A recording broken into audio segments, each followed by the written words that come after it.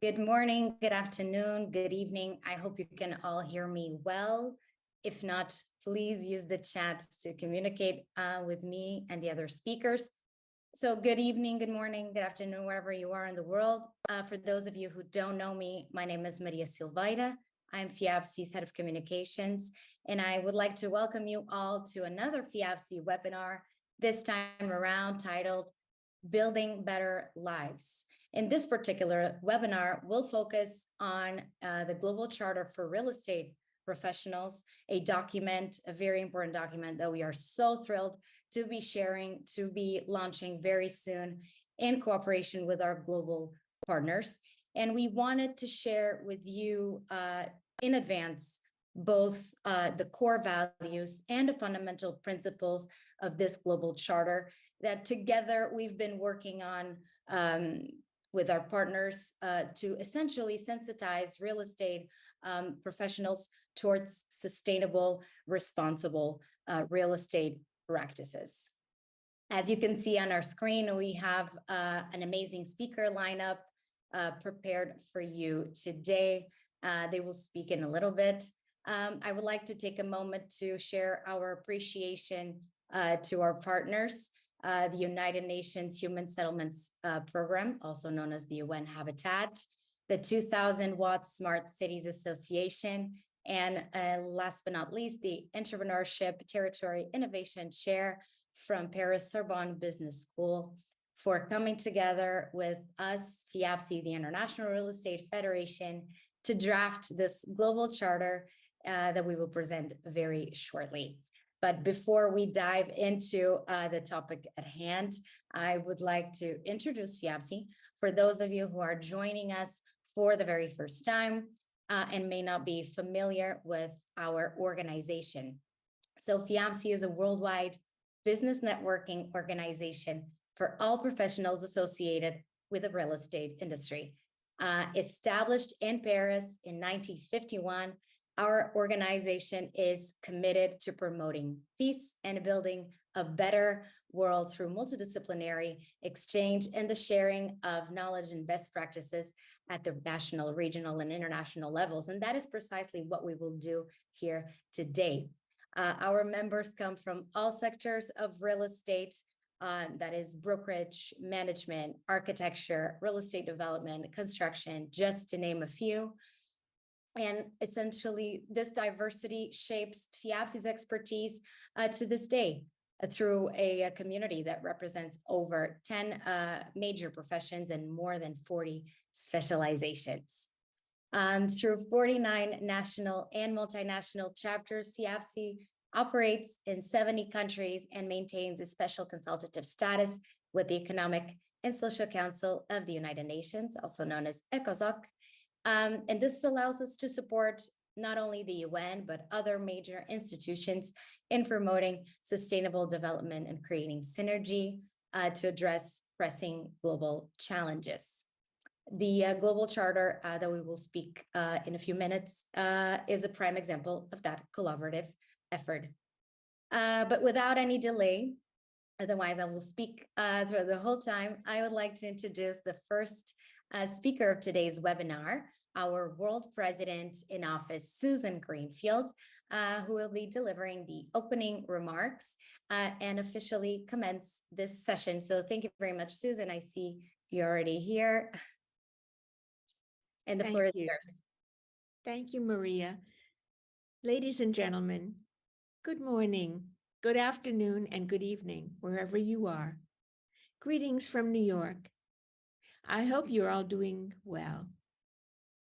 I'm really thrilled to see so many of you joining us today from around the world.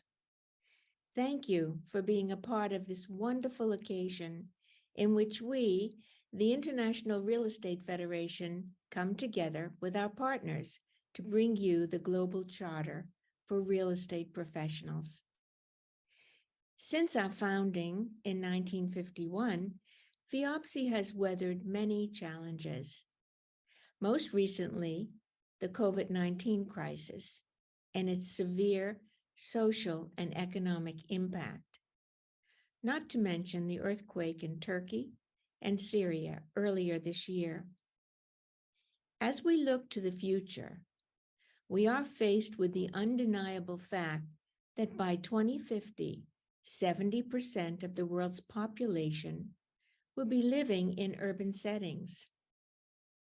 With an expected extraordinary population growth and the undeniable threat of climate change, the need to build a better and more sustainable future for cities and their residents is more urgent than ever before. We recognize the role real estate plays in these challenges, and we know we need to be a part of the solution. That is why the work of organizations such as ours and the partnerships we establish to accomplish that work are so important. As Maria mentioned, we are at the disposal of the United Nations and other institutions to foster sustainable development and create synergy to face today's major challenges. A great example of synergies we have been building over the years is the cooperation we've established with the partners that are here with us today. Thank you to UN Habitat. Thank you to 2000 Watt Smart Cities Association and the Chaire Entrepreneurship Territory Innovation from IAE Paris Sorbonne Business School. This collaboration has been an incredible milestone for the real estate industry, and we are excited to share it with you and the vision behind the charter and how it can help shape the future of our industry. Together, we can make a positive impact on the world. I will now give the program back to Maria, and thank you very much for your attention, and I hope you enjoy this webinar.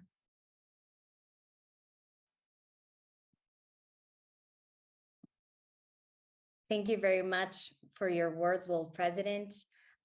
Before I call our next speaker, I would just like to reiterate, I saw that already some people started using the chat. Please use the chat to introduce yourselves, share any feedback you may want to share with us and the panelists. There will be a Q&A session at the end of the webinar in case you have any questions as well.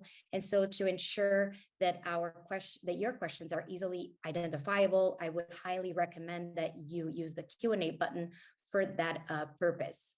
So now I would like to hand over the microphone to Neil Kaur. He's the Chief of Staff at UN Habitat, one of our longstanding partners, and he will provide insight into the workings of UN Habitat in line with our global charter. So thank you very much, Mr. Kaur, and I will see you soon.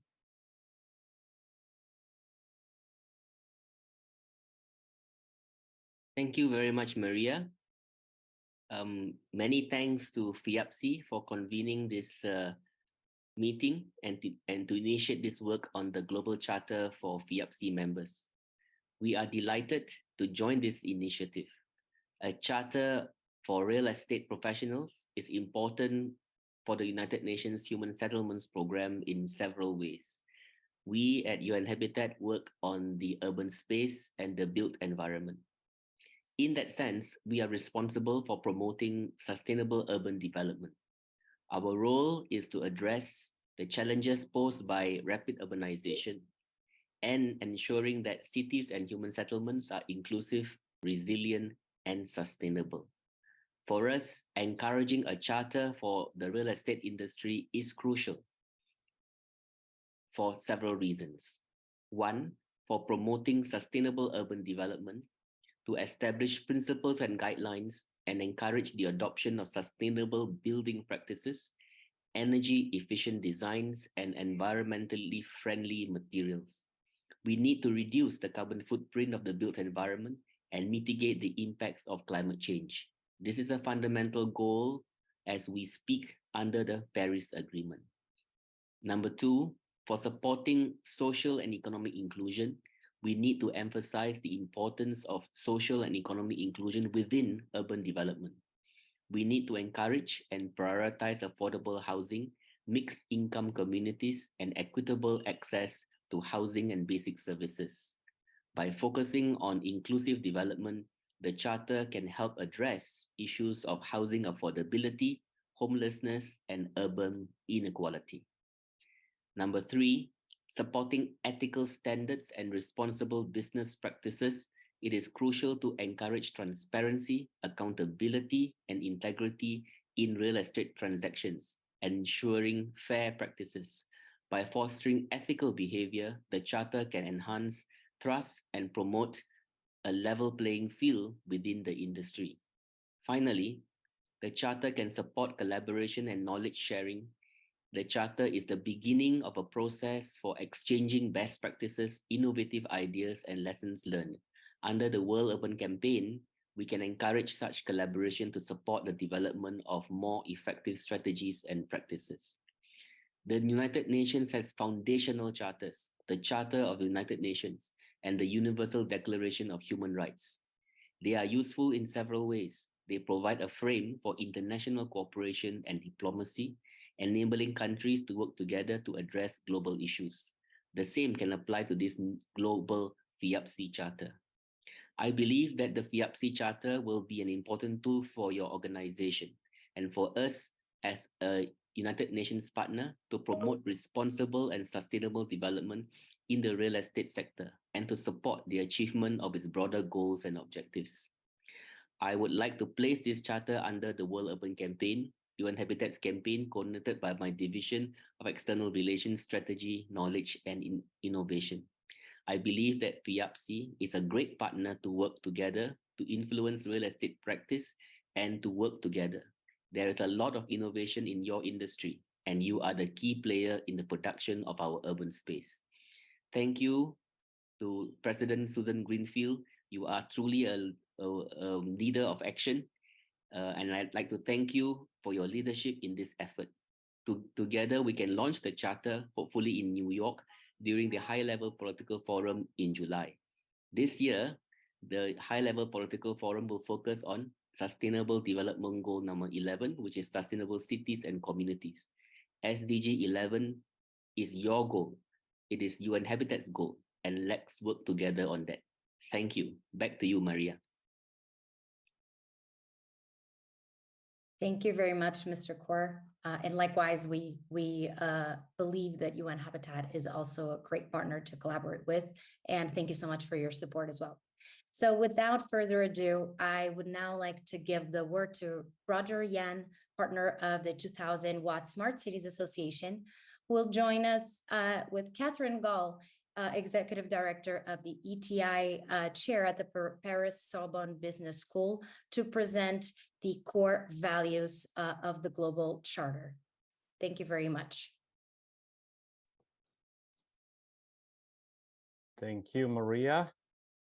Welcome to everybody.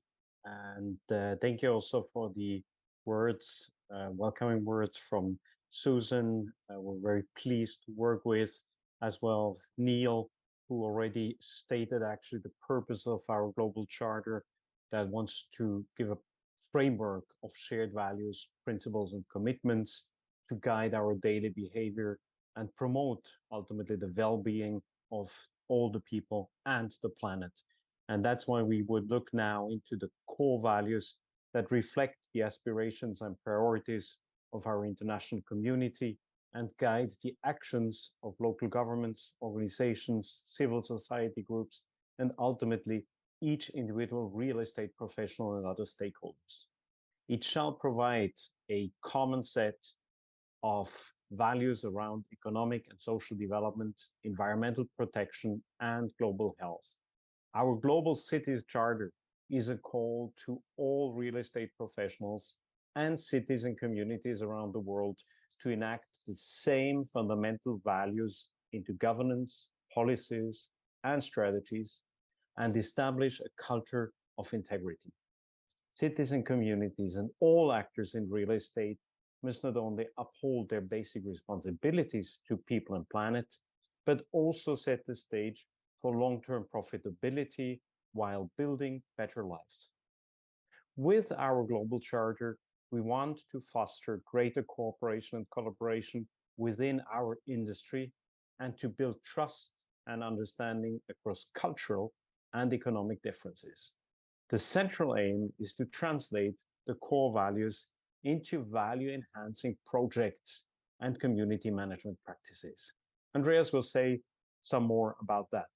Of course, we'll always recognize that the core values and the 4 issues areas they represent, inclusion and equality, governance and safety, resilience and capacity building, and sustainability and circularity, will find expression in different ways as communities and cultures can vary significantly.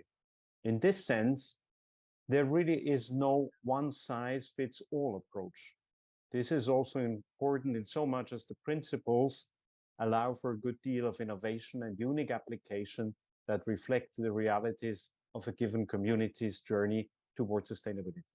At the same time, the 10 universal principles, which will be presented a little bit later, represent the bedrock of performance aspiration for participating real estate projects and communities.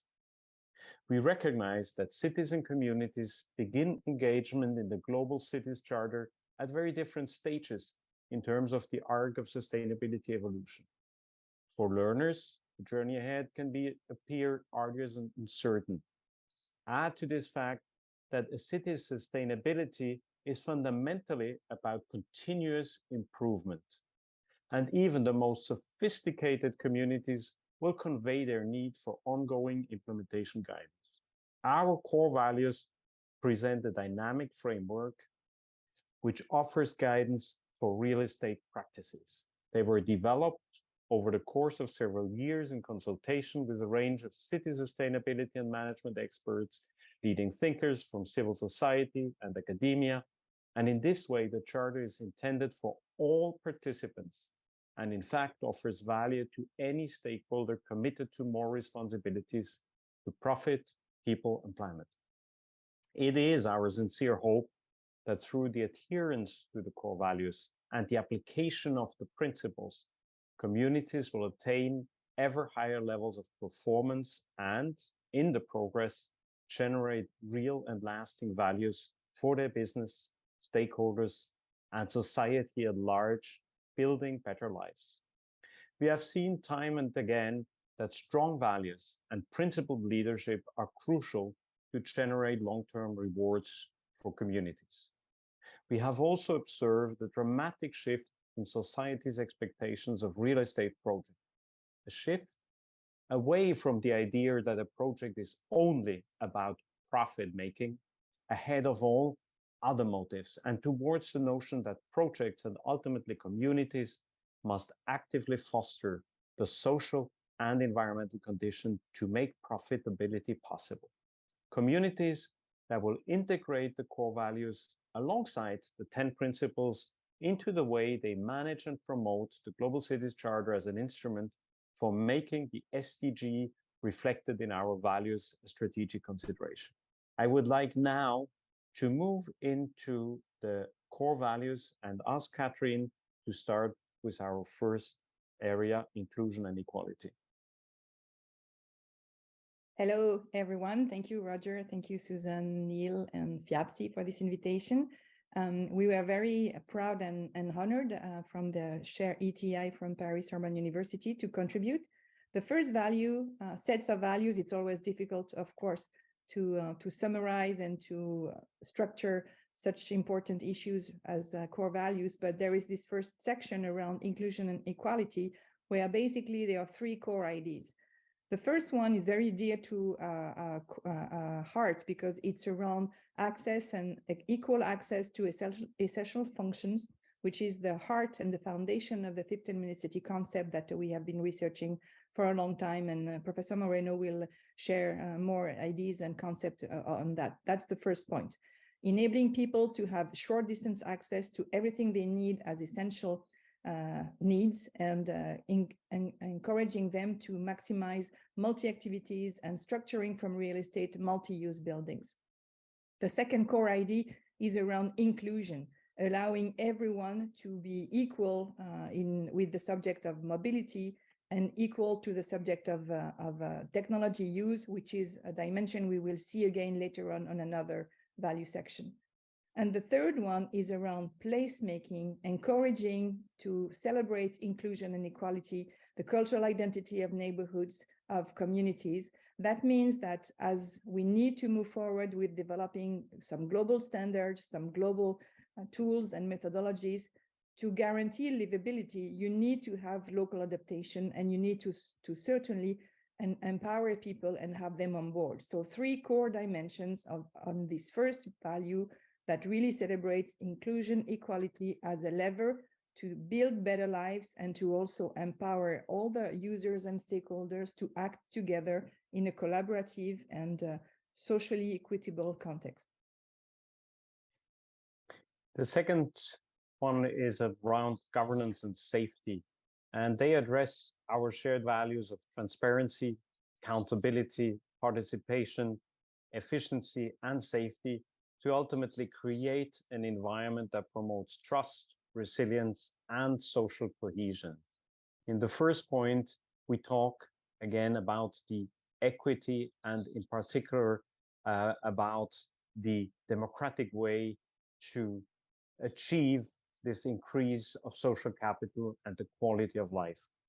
In the second one, we talk about the importance of creating livable environments, local ecosystems that can work and can grow in a global alliance. And what we are talking today, actually, FIABCI and having all the partners around the table is a very good example of how this governance can work and why these values are dear to us. Lastly, it is important in our world today that we make a good use of digital tools. I think digital tools can enhance the quality of our real estate projects, cities, and lives, but it must be well governed and there must be safety and protection.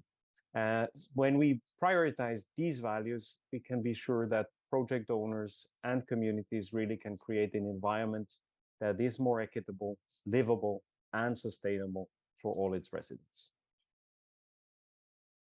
Third sets of values topic around resiliency and capacity building. Obviously, as you've noticed, we are not reading them out. It's been very complex and very challenging to summarize and to get the many ideas and the many intentions that we wanted to have. So with Roger, we are putting some context around the core ideas. So resilience and capacity building, obviously there are 2 dimensions. One is around the mindset and the education, the content that you can build and you can bring people, which is the second point. We have to encourage, and being on the academic side at Sorbonne University, we are very happy that this point is so importantly highlighted here. Resiliency will come by people understanding how they have to change and understanding also the why they have to change and in which direction. And for example, again, proximity is one very important dimension, training people again to think local, to think circular, which is the point we'll see next with Roger, to really facilitate and create a local environment for food production, for employment, for solidarity, for health, and so on. The first point is more around how you build resiliency in the systems, in the infrastructures, but also in the standards that you can develop. So cities and leaders, but also communities and individuals really understand how to all change the way we do things and how to build the common tools, methodologies, and rules for that to happen across the different locations and territories around the world. And the third point is around minimizing our impact on the planet, thinking carefully and always challenging what we do and why we do it with the resources, and also creating the ways and the levers to create, to facilitate creativity, to build a culture of creativity, because solutions will come from local ideas, from local people testing and iterating. And so that culture of starting up and sharing to the broader scale through a collaboration and community like the one we are building today is really important. So that was around resilience and capacity building. Thank you, Catherine. I will move to the last part, which is sustainability and circularity.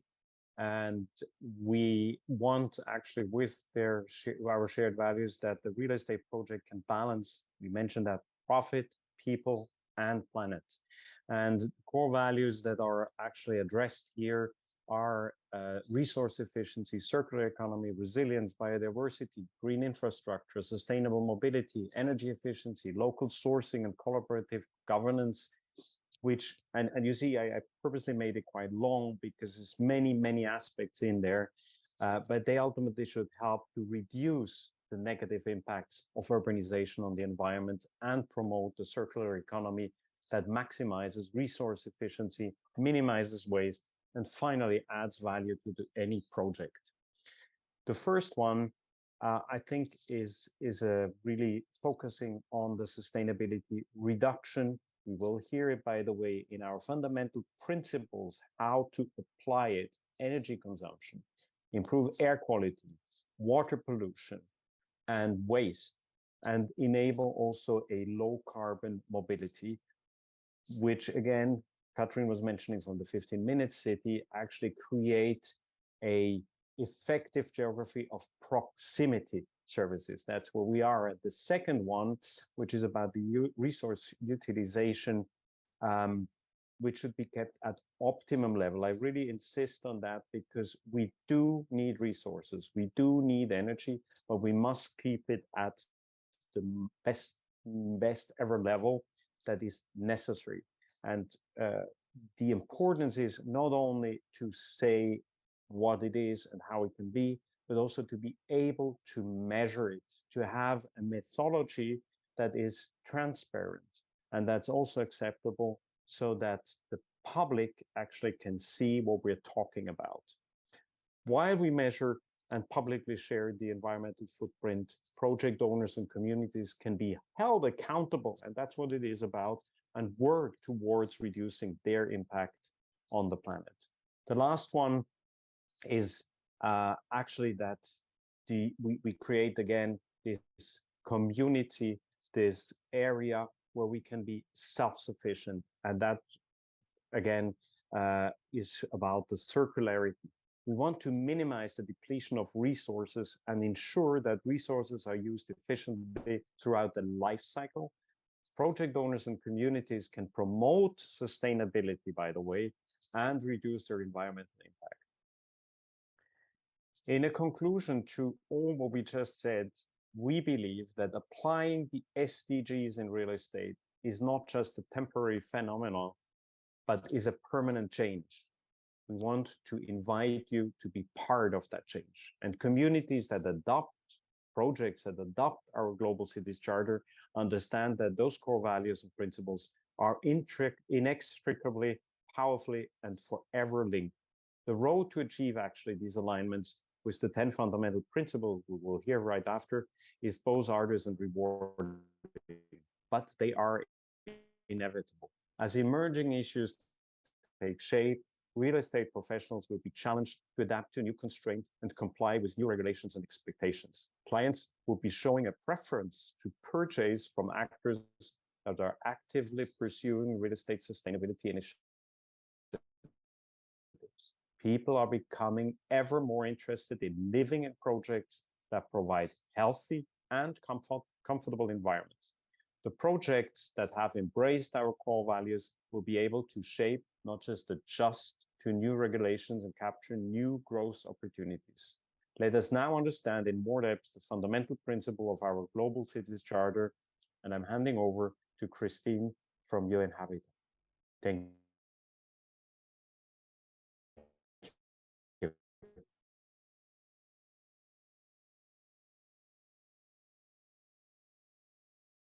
Thank you to the both of you for this insightful overview on the core values of our global charter, in addition to the different dimensions within the global charter.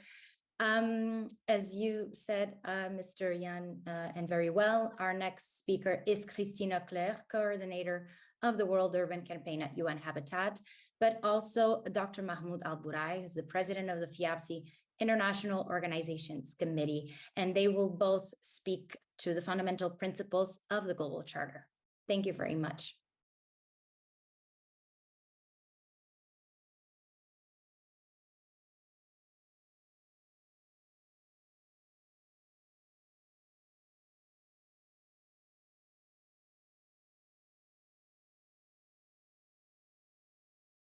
You're muted, Christine. And I I think could go ahead. It's your turn. I think it's you to speak first. Sure, but I think my video has been stopped by the organizer. But anyways, if you want to give me the access again.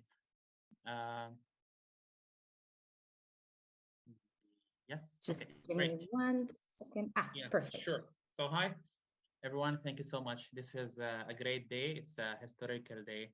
We're celebrating really a big milestone, which is how we translate SDG number 11 into something that can be implemented from our professionals into more of a global charter. So we're glad to be part of this. We're glad that FIABCI is taking lead in this with our great partners. So yeah, so the whole idea is to build better lives. And we always talk about the 3 Cs, the COVID-19, the climate change, and the conflict. And the 3 of them actually has really made it very clear that we need to rethink how we build our cities. We need our cities to be inclusive. We want them to be sustainable. We want them also to be safe and resilient.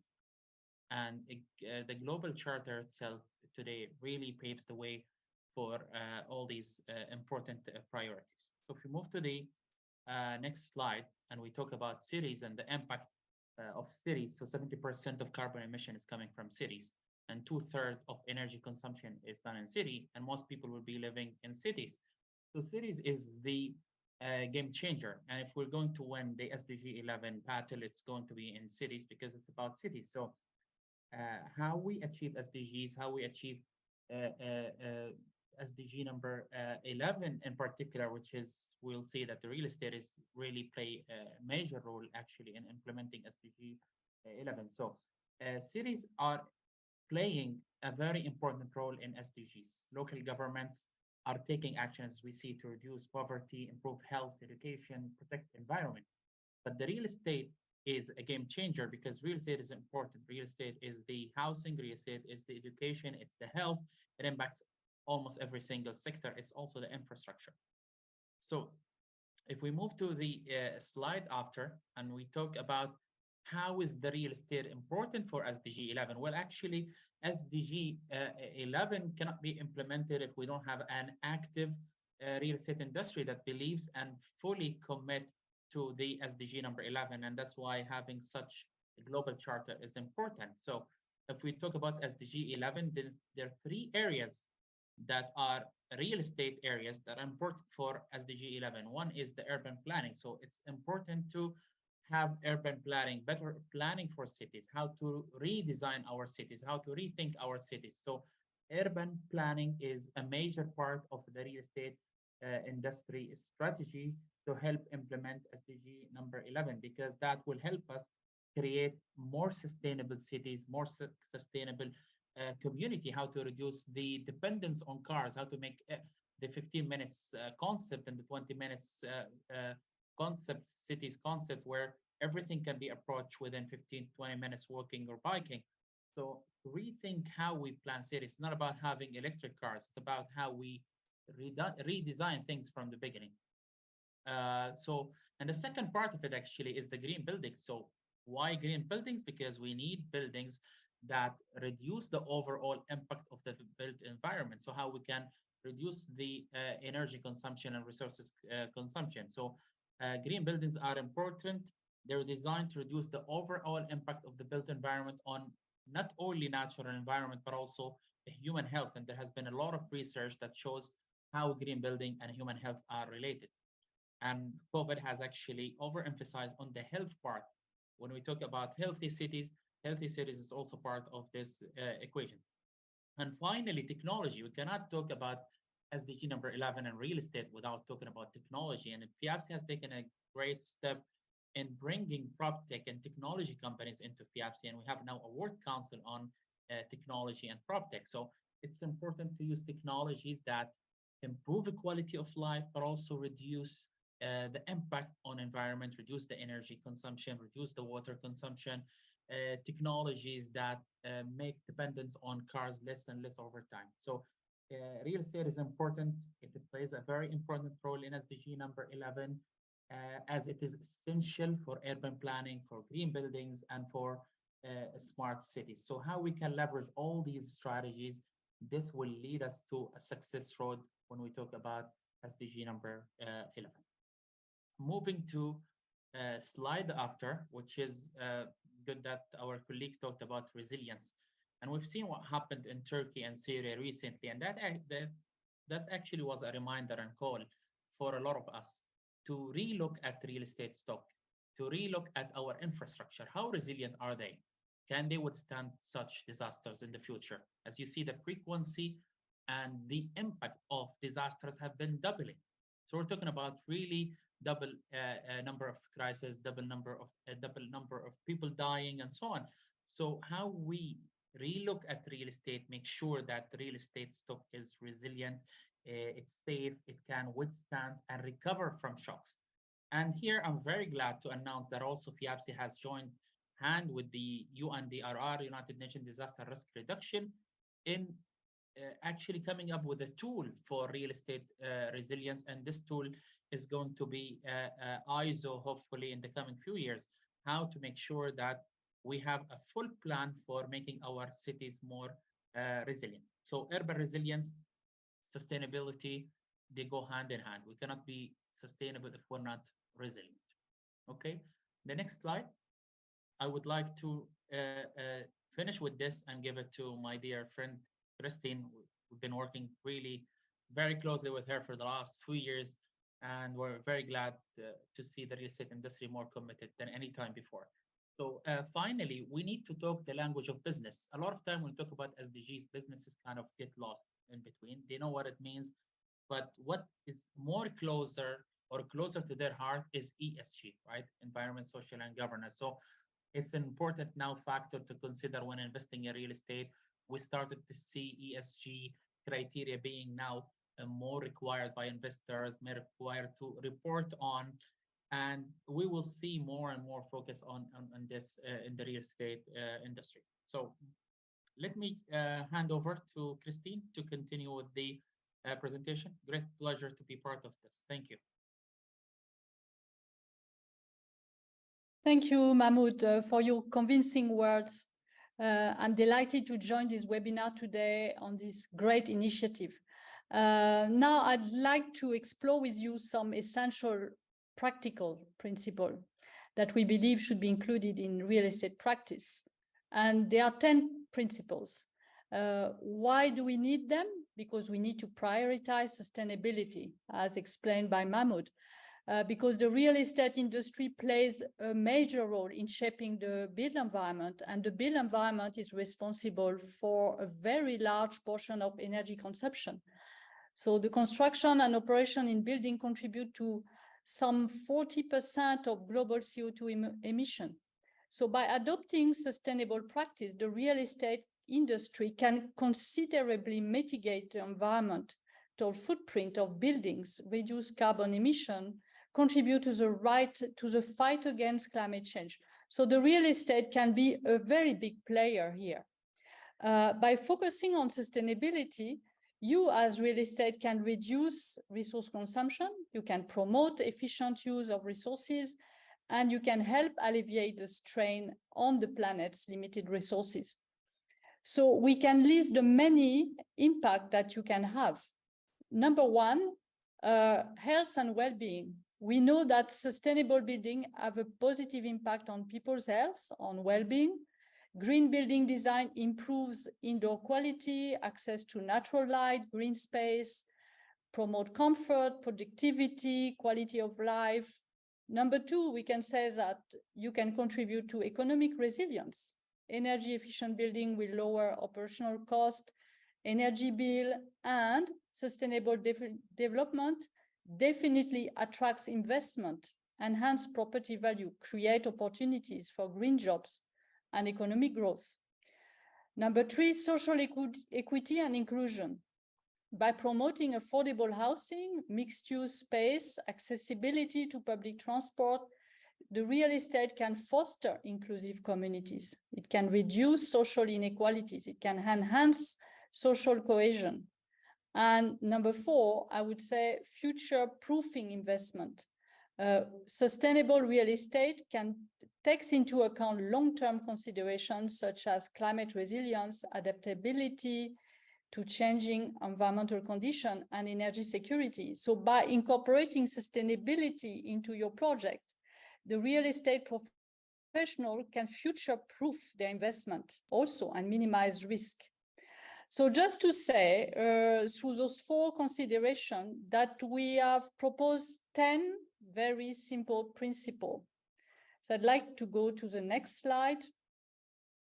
So the first principle is to reduce energy use, emphasize energy efficiency in real estate projects.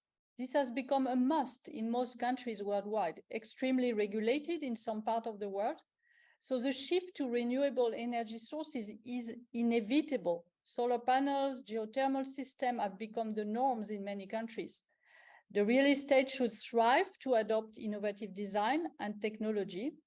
And this first principle is related to SDG 7, that is to ensure access to affordable, reliable, sustainable, modern energy.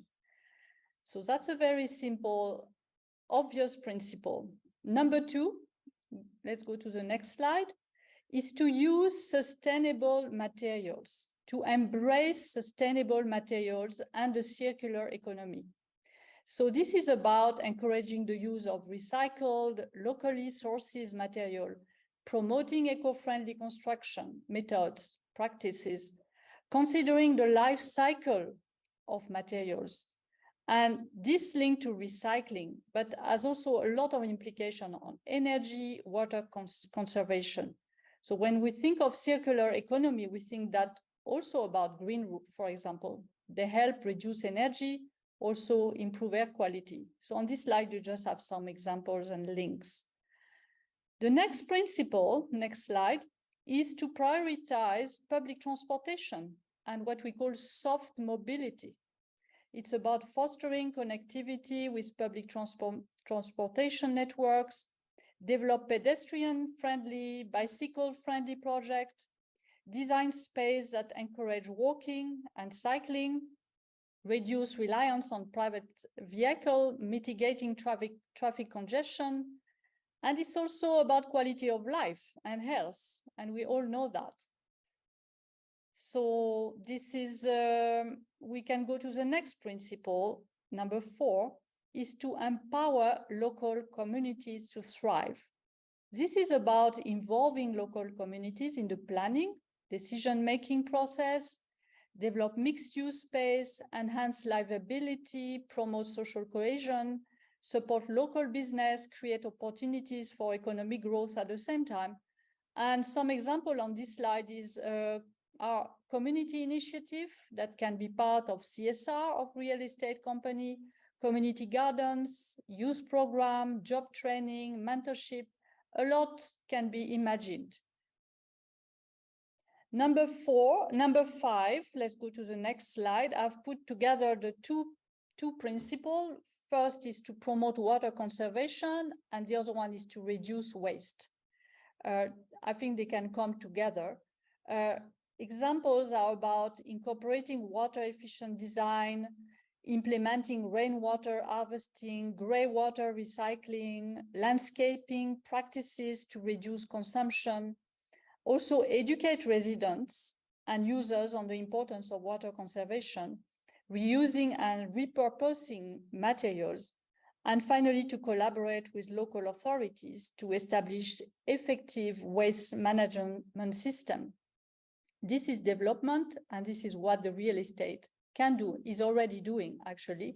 And I think there are a lot of best practice in FIABCI, I'm sure. Let's go to the next slide.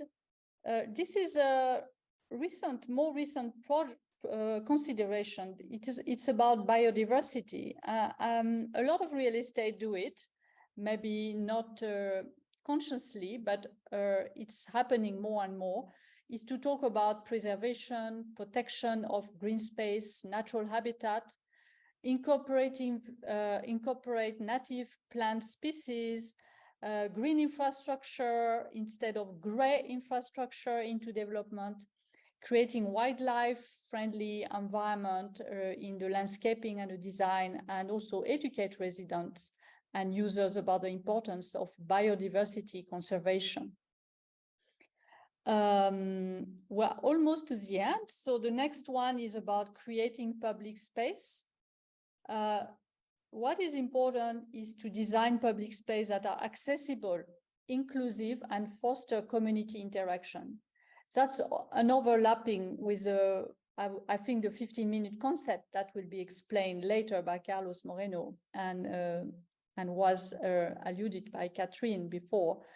It's really important to prioritize the creation of parks, plaza, green space for residents, encourage active transportation, outdoor activities, enhance the quality of life and the well-being of residents and visitors. It's an obvious one, but sometimes it's forgotten in projects, and it attracts value, also economic value to the project. Number 9, next slide, is to promote architectural quality. That's obvious, but in some contexts it's forgotten. So I think it's very important to emphasize the value of aesthetic, functional architecture, prioritize buildings that blend harmoniously with the surrounding environment, promote the value of natural light, ventilation in building design. So it's about heritage as well. How does it relate to people's history and bring a sense of place in their city? Finally, the next slide is to warrant effective maintenance and smart governance, basically to implement efficient building management system and establish monitoring mechanism for sustainable practice. This is really important, and I'm sure you are doing it, but maybe that's why we have put that commitment, is to make sure that this is really done systematically by a real estate company. So I'd like to conclude here. I would like to say again that the 10 principles of real estate practice are crucial for promoting sustainability, responsible development.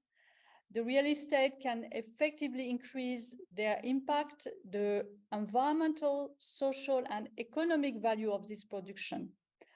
It can create an urban future that is environmentally friendly, socially inclusive, and economically viable for today and for future generation. So in a nutshell, thank you for contributing to a better urban world and future. Again, thank you for your leadership, FIABCI, in this great effort. Thank you, Susan. This is fantastic and happy to be part of this process. Over to you, Maria. Thank you very much, Christina Claire, Mahmoud Al-Burai. Thank you for presenting and explaining to our audience each and every fundamental principles and giving concrete examples as well. That's very important. So there are only 2 presentations left until the end of our webinar. And our next speaker is already on the screen, Andreas Benkert. He's the president of the 2000 Watt Smart Cities Association. And he will talk a little bit about the association and how it aligns with the global charter as well. So over to you, Mr. Benkert. Thank you, Maria. Welcome everybody to our session. I am very happy to present to you the second to last element of this afternoon. We'd like to see if I can share my screen. I think, Maria, you have to let me in.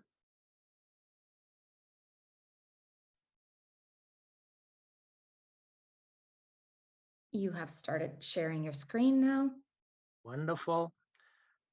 So, you know, if I look back at what we've seen now in the last hour, we're talking about energy, about too much heat, not enough water, too much waste. This is very frustrating. We all know how we got ourselves into this mess. The big question is, how do we get out of this mess? You know, all of these terrible things happening around us might take away our power for change. And that's what we want to look at together. we must make your projects more resilient. We must confirm to the markets that your project is sustainable. And yes, we will add value to your project by building better lives. When you look at the fundamental principles that we just heard from Christine, then there is a last point that is very, very important. That is, last but not least, monitor your results. Don't only do good things, talk about them. And that's where we can help you with. What is 2000 watt smart cities? 2000 watt is the most encompassing label for sustainable urban development. We analyze your project's potential, we improve its performance, and certify at the end its success. We use qualitative and quantitative methods in line with the ESGs and SDGs to help you reach your goal. With other words, we coach you to make your projects fit for the future. Now, this label, 2000 watt smart cities, has been tested around the globe. We started in Switzerland, where more than 50 communities have been tested and certified. 2000 watt and smartness is given. We're in Nepal, we're in India, Indonesia, Rwanda, Brazil, and now also in the USA. And we would love to have you bring in your projects, to have them tested, and to have them certified as well. So feel free to contact us with your project. Now, you may ask, why should you do that? Why should you use 2000 watt smart city certification? I will quote from the International Panel of Climate Change. The Sixth Amendment report says, urban systems are critical and have great potential in reducing emissions, advancing climate resilient adaptation and mitigation, and ensuring human well-being, creating better lives. With 2000 watt smart cities, you certify such urban systems. In other words, communities are more than buildings. And that is the only way how we can ever reach net zero. What are the steps? We first monitor how your buildings work together with their neighbors, how citizens use their habitat, how they move from one activity to the next, or how accessible is what they need in daily life. You will hear more about that from Carlos in just a minute.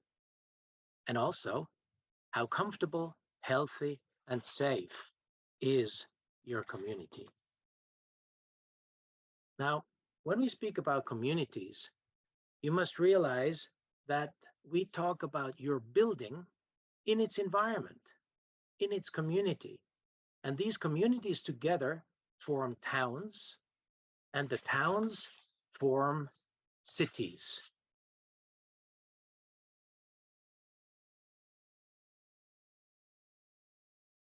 So 2000 watt smart cities, they are a fair path to net zero.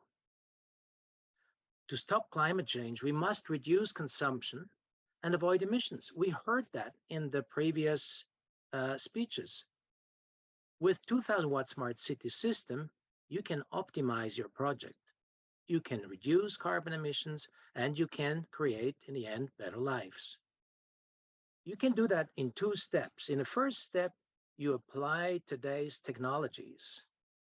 In a second step, innovative technologies, still unknown today, will allow you to reduce to net zero. You know, let's face it, we are all in this together. The first world will have to reduce drastically. The developing countries will use their growth potential with clean energy. Now, fine, but how can you profit from 2000 watt smart cities? You can improve the value of your project. You can improve its resale value, and you will reduce insurance payments due to the improved resilience of your project. You will pay less. You can even augment your FAR, your floor area ratio. Often, authorities offer bonuses due to proven sustainability. You can speed up your permit process. Also, many authorities by now offer a one-stop window if you can prove that you have a sustainable project. You can also then, once it's built, lower your operational costs because of the reduced OPEX for energy, maintenance, and repairs. And you optimize your financial costs. Many of the big institutions for green financing have lower interest rates than you would pay otherwise. So now, given all these advantages, you will ask, what does the 2000 watt smart city certificate cost? That must be very expensive. It is so helpful. So how much does it cost? But first, I'd like to tell you that our certificate can apply to greenfield and to brownfield as well. You have to have a minimal size. A single building can be certified by whatever label you want. It can be LEED, it can be BREEAM, it can be Minergie, it can be another label in India, for instance, RIHA. That's all fine. We accept all of that. But we do more than that. We don't certify buildings. We certify communities. And again, that's the only way towards net zero. So this minimal size is 1 hectare. That's about, for the American friends here, about 2.5 acres, American acres of floor area. There's also a maximum size, which is about 100 hectare in floor area. And if it's more than that, 100 hectare, and that's about the size of the Upper East Side in New York City. Or, as you will hear later from Carlos, an arrondissement in Paris. And then when you have several arrondissements, you can add them up to the whole of Paris and make it sustainable. The certificate includes coaching and consulting as well as the certificate, and the cost is a mere 1 per mil of your project value. For smaller projects, it may be 2 per mil. But if you compare it with what you gain from it, it's nothing. So please pick up the phone, write us, and here's the address. You should really try whatever you can to get your project certified. This is your way to the future. This is your way to better lives. With that, I would like to hand back to Maria. Thank you very much.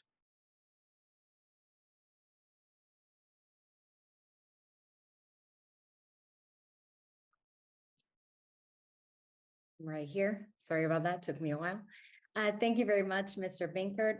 We are nearing the end of our webinar, but we do have one more presentation by Professor Carlos Moreno. He is the scientific director of the ETI chair at the Paris Sorbonne Business School, and he will explain the concept of the 15-minute city, which he coined himself back in 2015 at the Paris COP21 conference. So the floor is yours, Professor Moreno, whenever you're ready.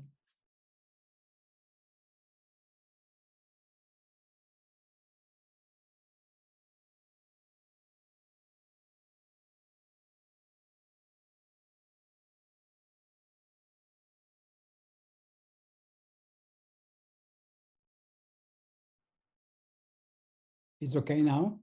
Sorry. Perfect. Okay, thank you so much. Thank you, Maria. Greeting from Paris. Hello to my fellows of FIABCI, UN Habitat, 2000 Watt. It's a real pleasure for me to share with you this webinar for sharing our common points and of course to talk during a few minutes on our research work at Paris Sorbonne Business School. Of course, this is so important for us today to evoke our common commitment for developing a holistic view for cities and territories, building better lives. Our point of view, our research is focused on the importance of this holistic strategy for driving the future based on this capability for developing a new paradigm in our cities and in our territories. Cities, I mean high density zone, territories, medium and low density zone. In all cases, we know that the climate emergency is today our global and common threat around the world in an urbanized world. We need to change radically our urban and territorial lifestyle. It is not only necessary, but urgently. We need to transform our urban and territorial lifestyle for being climate resilient. And at the same time, it is not possible to derive a new urban and territorial policy for fighting against climate change without fight at the same time against poverty and social exclusion.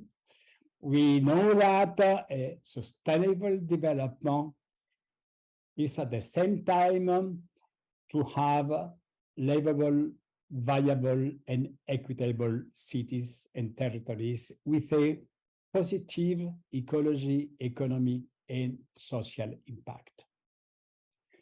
This is the sense of this revolution, the revolution of proximity.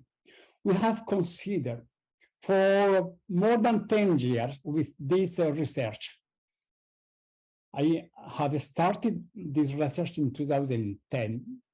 For today, I'm opening a worldwide dialogue on a new urban model for fostering new practices in order to redefine in a global scale the quality of life for humanizing our cities.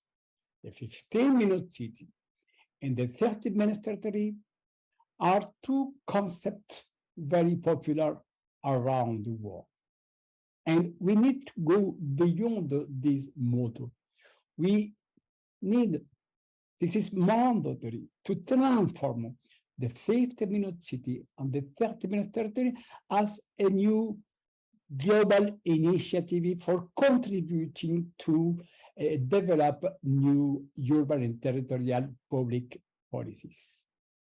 We are very proud of this strong cooperation with UN Habitat. We are very proud of taking part in the World Urban Campaign. When I received in October 2022 the UN Habitat Scroll of Honor, the question, of course, was to consider the 50-minute city as a global initiative for developing this new urban and territorial narrative and to provoke, to contribute to fostering this global mobilization on a sustainable urban development for contributing to accelerate the implementation of the new urban agenda, the Agenda 2030.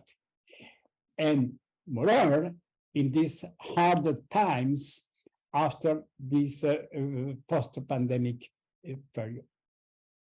We are very proud of to continue to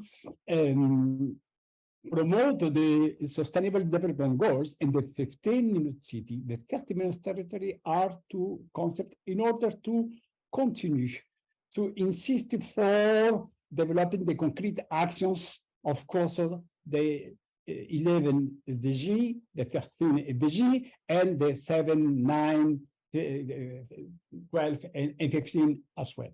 We are very proud as well of this partnership with the FIABCI. We consider as well that the role of the real estate economical sector is strategic for concurrently transforming our cities. We need today to change the paradigm. We need to break with the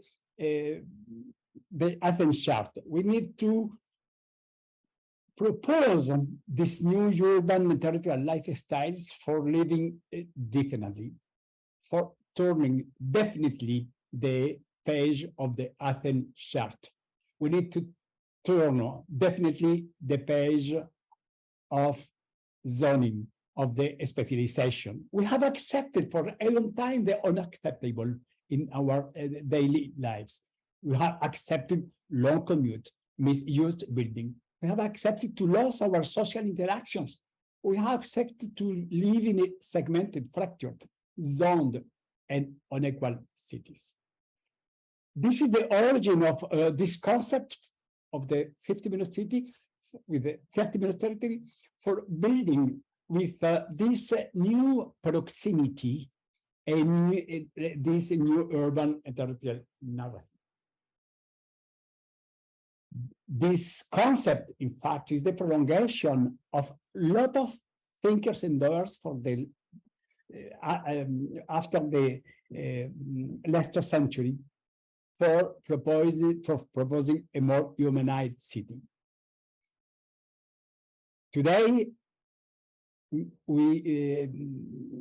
today this is the May 4th. This is the anniversary of birthday of Jane Jacobs. Today, it is the Worldwide Jane Jacobs Day. I want to pay tribute to Jane Jacobs.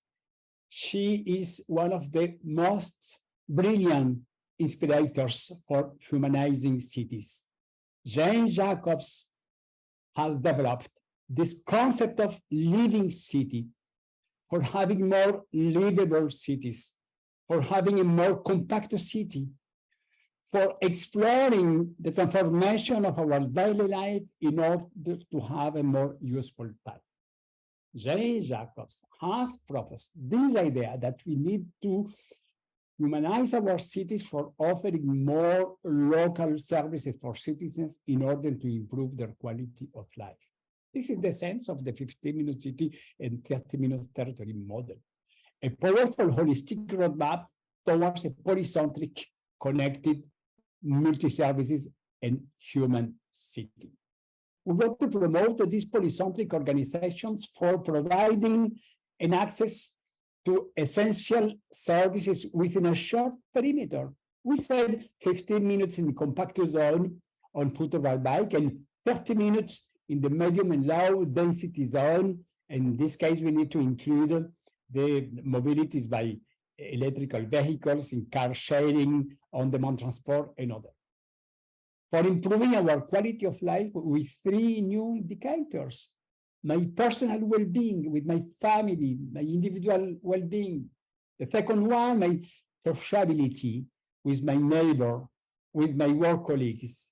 And the first one, my sustainability with an ecological daily positive attitude and the otherness. Our key contribution in this way is to redefine the concept of quality of life. We have proposed this matrix of the high quality societal life with this social circularity in a human-oriented urbanism. We need to reshape our cities and territories for satisfying this high quality societal life, and we have proposed a new methodology for providing more and more decentralized, connected, essential services in 6 essential functions: to live, to work, to supply, to care, to learn, to enjoy, within a short perimeter, in order to reduce our long commute, to reduce our CO2 footprint, and to improve our quality of life. The social circularity of the 50-minute city and the 30-minute territory is the possibility for, at the same time, reconciling to fight against climate change with a radical measure, and at the same time to continue to improve the local employment, the local economy, a vibrant social interactions in cities. We have proposed these new patterns for having a more vibrant city and to offer different services for all inhabitants, kids, families, students, retired people, couples, elderly people, etc. We need to offer more and more local services and to consider the different inhabitants, the different categories, and to develop a massive social mixity. This is so important that the 15-minute city and the 30-minute territory will be the urban and territorial public policy for fighting against gentrification, for developing a massive social mixity, social housing, middle-class housing, for developing the mixity of social functions. The data-driven management, the ISO Corona, are very important in this way for proposing an ambitious roadmap for offering a transformation of our territories, our cities, given that the 50-minute city concept, the 30-minute territory are not a magic wand for transforming in a few months 7 decades of zonification, of segmentation, of gentrification.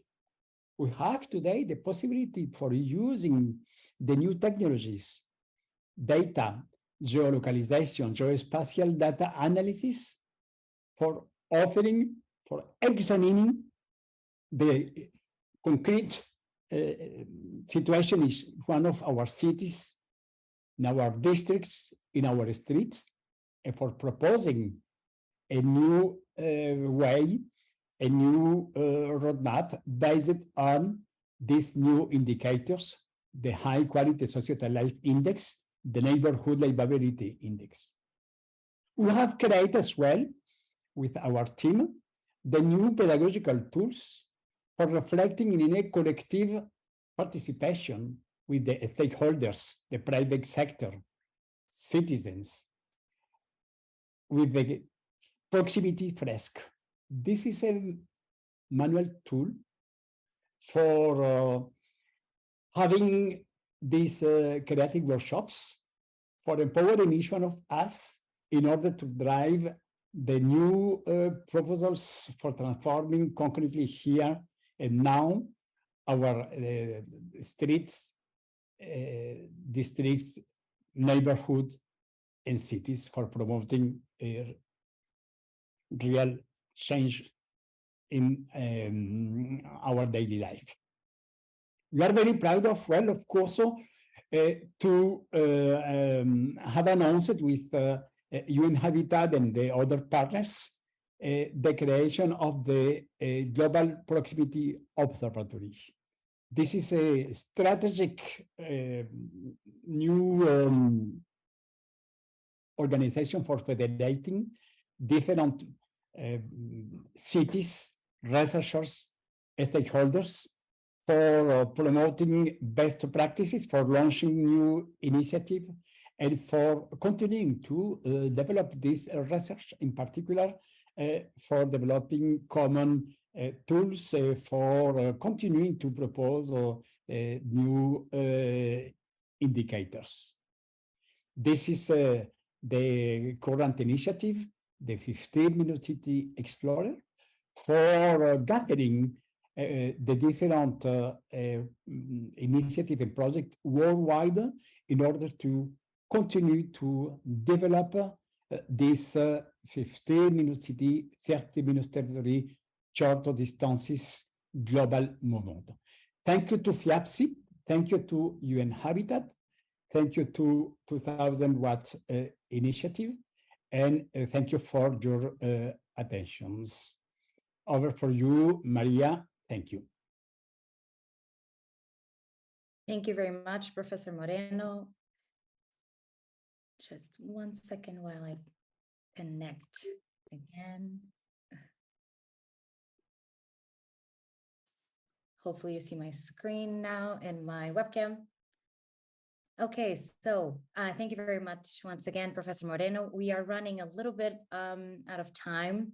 But we're now moving on to the last point of our agenda for today's webinar, and I hope we can answer at least one question. So I would like to ask all our speakers that are still with us. I understand at least Neil Kaur had to leave a bit earlier, but those who are still with us, please join us on the screen, and I will read perhaps one of the questions or two, depending on the time. I see already Ms. Gal, Mr. Binkert, Professor Moreno.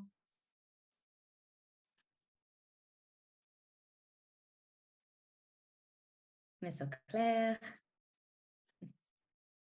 and our world president. Let me see if there's anyone missing. Okay, Dr. Mahmoud and Mr. Yan, if you would like to join us, feel free to do so. Otherwise, we will start as we are running a little bit out of time. So I will now pose the first question, if that's okay. And the question comes from, and I hope I pronounce this name correctly, I apologize in advance, Mr. Pritam Deshmukh. And the question, which you can also read on the Q&A button, as it's quite long, goes like this. Can BMI adoption and compulsory implementation, building information modeling, be one of the part of the solution for sustainable, responsible practices, especially for point 9 to promote architectural quality? Oh, this question goes back to the presentation by Christine Auclair and Dr. Mahmoud, if I remember correctly. I don't know if anyone would like to answer this question.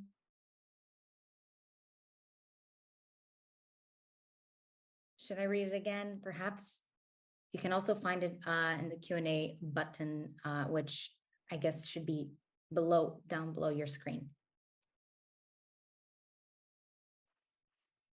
I think it's interesting. I mean, Carlos knows the topic very well. Maybe Andreas or someone else also can jump in. But of course, this technology and the fact that you can now create those digital twins and go into understanding every aspect of a building structure and be able to trace everything is, of course, an enabler to creating better lives and to play at the infrastructural level. But it's not the only one, and it needs to be integrated, as we covered, through the values or the principles into a holistic sort of approach whereby we connect all of those and we develop working principles to understand the data that will be analyzed and generated through those systems. I'd like to second Catherine on that because the big data is really the problem that we're fighting.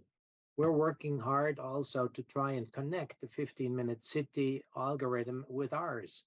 And that alone is a very large task. We are in contact with small and big IT companies to help us with that.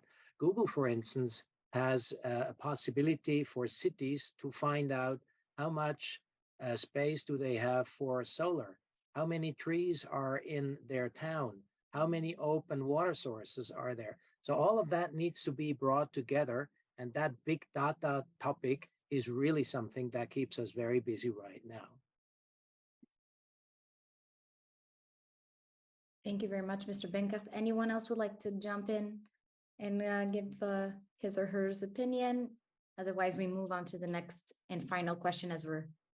Just an example. Today, for example, the city of Barcelona has developed with the supercomputer a new model for examining the conditions in the real life for proposing different services in order to reach this idea of the 50-minute city.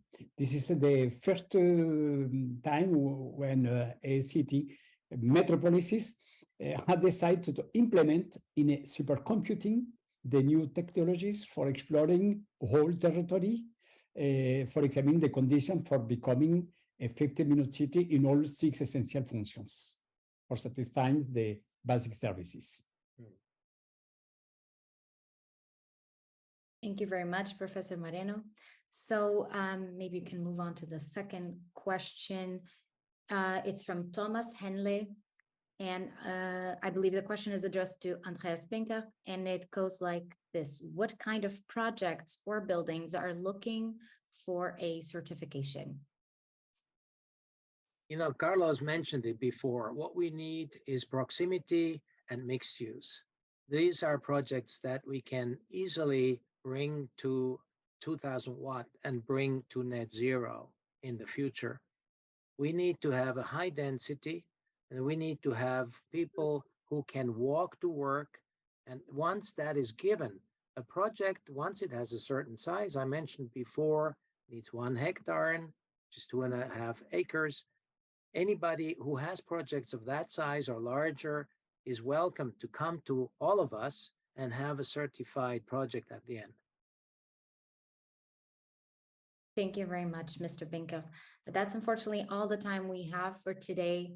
But thank you very much, firstly, to our speakers and partners as well, for making such a strong case for building better lives with their respective interventions today, and also for the fruitful cooperation that ultimately led to the Global Charter for Real Estate Professionals that we spoke about today.